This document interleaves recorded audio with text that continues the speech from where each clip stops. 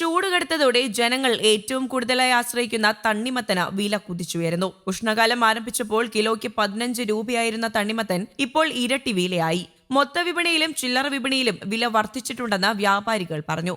വിപണിയിൽ ഏറ്റവും കൂടുതൽ ആവശ്യം ജലാംശം കൂടുതലുള്ള പഴങ്ങൾക്കാണ്. അതാണ് തണ്ണിമത്തന്റെ വില ഉയരാൻ ഇടയാക്കിയത്. സാധാരണ തണ്ണിമത്തിന് കിലോയ്ക്ക് 25-27 രൂപ വരെ വരാറുണ്ട്. മധുരമേറിയതും കുരു അധികമില്ലാത്തതുമായ കിരൺ വിഭാഗത്തിലുള്ള തണ്ണിമത്തനോടാണ് ഉപഭോക്താക്കൾക്ക് ഏറെ പ്രിയം. ഇതിന് കിലോയ്ക്ക് 28 മുതൽ 30 രൂപ വരെയുണ്ട്. തമിഴ്നാട്ടിൽ നിന്നും കർണാടകയിലെ മൈസൂരിൽ നിന്നുമാണ് കിരൺ തണ്ണിമത്തൻ എത്തുന്നത്. നഗരത്തിൽ ഭൂരിഭാഗം സ്ഥലങ്ങളിലും തണ്ണിമത്തന്റെ ചില്ലറ വിൽപ്പനശാലകളുമുണ്ട്. വേനൽ കടുത്തതോടെ നഗരത്തിലെ ജ്യൂസ് ഷോപ്പുകളിലും തിരക്കേറി.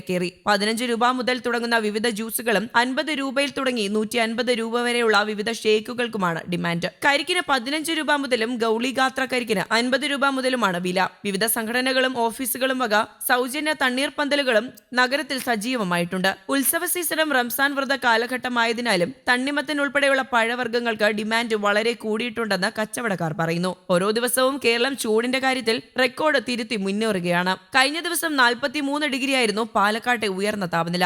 അതേസമയം IRTCയുടെ താപമാപിനിയിൽ 40 ഡിഗ്രിയായിരുന്നു രേഖപ്പെടുത്തിയ ചൂട്. 2019 ശേഷം ആദ്യമായാണ് മാർച്ച് മാസത്തിൽ 40 ഡിഗ്രി രേഖപ്പെടുത്തുന്നത്. സംസ്ഥാനത്ത് ഏറ്റവും കൂടുതൽ ചൂട് കഴിഞ്ഞ 3 ദിവസമായി പാലക്കാടാണ് രേഖപ്പെടുത്തിയത്. ചൂട് 40 ഡിഗ്രി എന്ന് രേഖപ്പെടുത്തുന്നുണ്ടെങ്കിൽ അതനുസരിച്ച് ഭൂമിയിലെ ചൂട് ഉൾപ്പെടെ ശരീരത്തിൽ അനുഭവപ്പെടുക 46 ഡിഗ്രിയാണ്. പലയിടത്തും അന്തരീക്ഷത്തിന്റെ ചൂട് മാത്രം 41 ഡിഗ്രി വരെ അനുഭവപ്പെടുന്നുണ്ടെങ്കിലും കാലാവസ്ഥാ കേന്ദ്രം അത് ഔദ്യോഗികമായി എടുക്കുന്നില്ല. ജാഗ്രതാ നിർദ്ദേശങ്ങൾ ഇവയൊക്കെയാണ്. പകൽ 11 മണി മുതൽ വൈകുന്നേരം 3 മണി വരെയുള്ള സമയത്ത് നേരിട്ട് ശരീരത്തിൽ കൂടുതൽ സമയം തുടർച്ചയായി സൂര്യപ്രകാശം ഏൽക്കുന്നത് ഒഴിവാക്കുക. പരമാവധി ശുദ്ധജലം കുടിക്കുക.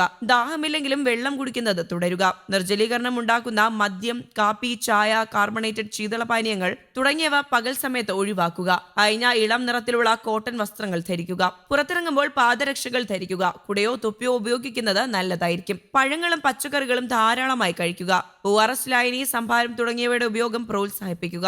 മാർക്കറ്റുകൾ, കെട്ടിടങ്ങൾ, മാലിന്യ ശേഖരണ നിക്ഷേപ കേന്ദ്രങ്ങൾ തുടങ്ങിയ ഇടങ്ങളിൽ തീപിടുത്തങ്ങൾ വർദ്ധിക്കാനും വ്യാപിക്കാനുമുള്ള സാധ്യത കൂടുതലാണ്. ഫയർ ഓഡിറ്റ് നടത്തേണ്ടതും കൃത്യമായ സുരക്ഷാ മുൻകരുതൽ സ്വീകരിക്കുകയും ചെയ്യേണ്ടതാണ്. ഇവയോട് ചേർന്ന് താമസിക്കുന്നവരും സ്ഥാപനങ്ങൾ നടത്തുന്നവരും പ്രത്യേകം ജാഗ്രത പാലിക്കണം. ചൂട് അധികരിക്കുന്ന സാഹചര്യത്തിൽ കാട്ടുതീ വ്യാപിക്കാനുള്ള സാധ്യതയുണ്ട്. വനമേഖലയോട് ചേർന്ന് താമസിക്കുന്നവരും വിനോദസഞ്ചാരികളും പ്രത്യേകം ജാഗ്രത പാലിക്കണം. വിദ്യാഭ്യാസ സ്ഥാപനങ്ങളിൽ വിദ്യാർത്ഥികൾക്ക് ശുദ്ധമായ കുടിവെള്ളവും ക്ലാസ് മുറികളിൽ വായു സഞ്ചാരവും ഉറപ്പാക്കേണ്ടതാണ്. പരീക്ഷാകാലമായാൽ പരീക്ഷാ ഹാളുകളിലും ജലലഭ്യത ഉറപ്പാക്കണം. വിദ്യാർത്ഥികളുടെ കാര്യത്തിൽ സ്കൂൾ അധികൃതരും രക്ഷിതാക്കളും പ്രത്യേകം ശ്രദ്ധ പുലർത്തേണ്ടതാണ്. കുട്ടികൾക്ക് കൂടുതൽ വെയിലേൽക്കുന്ന അസംബ്ലികളും മറ്റ് പരിപാടികളും ഒഴിവാക്കുകയോ സമയക്രമീകരണം നടത്തുകയോ ചെയ്യേണ്ടതാണ്. അംഗനവാടി കുട്ടികൾക്ക് ചൂടേൽക്കാത്ത തരത്തിലുള്ള സംവിധാനം നടപ്പാക്കാൻ അതാത് പഞ്ചായത്ത് അധികൃതരും അംഗനവാടി ജീവനക്കാരും പ്രത്യേകം ശ്രദ്ധിക്കണം. News desk, Kerala Kaumudi.